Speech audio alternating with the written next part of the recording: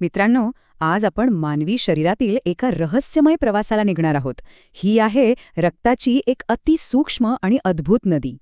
तुम्हाला माहीत आहे का, आपल्या शरीरातील रक्तवाहिन्यांची लांबी तब्बल 97,000 किलोमीटर असते. अक्षरशः थक्क करणारं, नाही का?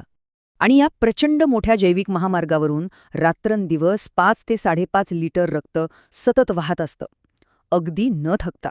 कडक, हाडांपेक्षा अगदी वेगळी. रक्त ही आपल्या शरीरातील एकमेव लिक्विड कनेक्टिव्ह टिश्यू म्हणजेच द्रवरूप संयोजी ऊती आहे. या रक्ताच्या अभ्यासाला हेमॅटॉलॉजी म्हणतात. तर रक्तवाहिन्यांच्या या अफाट जाळ्याचा अभ्यास म्हणजे अँजिओलॉजी. लक्षात ठेवायला सोपं आहे ना? आता बघा, या नदीचे 2 मुख्य भाग आहेत. 55% द्रवपदार्थ आणि उरलेली 45% जिवंत पेशींची फौज. या प्लाझ्मामध्ये 90% तर फक्त पाणीच असतं. पण उरलेली ही 4 अतिशय महत्त्वाची प्रोटीन्स संपूर्ण सिस्टीम कंट्रोल करतात. खास करून फायब्रिनोजिन आणि प्रोथ्रॉम्बिन्स. जेव्हा रक्तस्राव होतो तेव्हा जीव वाचवणारे हेच आपले खरे सुपर हिरोज ठरतात. आता वळूया या साम्राज्यातल्या 3 मुख्य नायकांकडे. हेच ते योद्धे जे आपल्या शरीराचं रक्षण आणि पोषण करतात.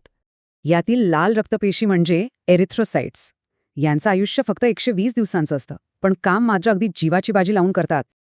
विचार करा, जास्तीत जास्त ऑक्सिजन वाहून नेण्यासाठी ह्या पेशी स्वतःमधलेच अवयव आणि केंद्रक चक्क नष्ट करतात.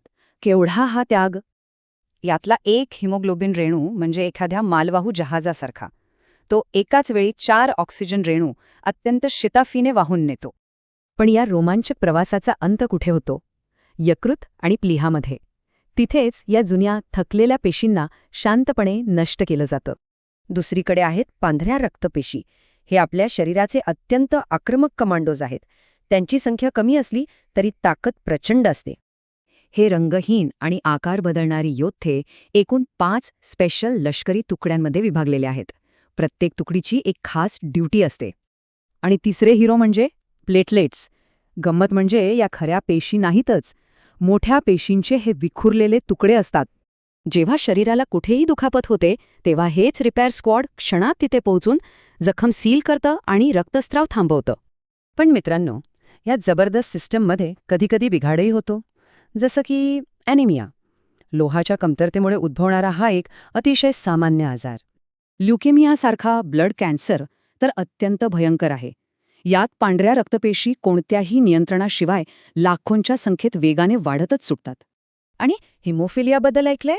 हा एक जनुकीय आजार आहे. यात क्लॉटिंग फॅक्टर्स नसल्याने साधा ओरखडाही अक्षरशः जीवघेणा ठरू शकतो. तसेच मलेरिया थेट ऑक्सिजन वाहून नेणाऱ्या पेशी नष्ट करतो, तर डेंग्यूच्या विषाणूचा हल्ला थेट रिपेअर स्क्वॉड म्हणजे प्लेटलेट्सवरच होतो. थॅलेसेमिया हा आणखी एक विनाशकारी अनुवंशिक दोष. यात रक्ताच्या मालवाहू जहाजांच्या बांधणीतच मोठा अडथळा निर्माण होतो. तर सिकल सेल ॲनिमियामध्ये जनुकांमधली एक छोटीशी चूक पेशींचा आकार पार बदलून टाकते. यामुळे रक्तप्रवाहात भयंकर अडथळे येतात. मग प्रश्न असा पडतो, आधुनिक जीन थेरपी वापरून आपण कधी या सूक्ष्म जनुकीय दोषांवर कायमचा विजय मिळवू शकू का?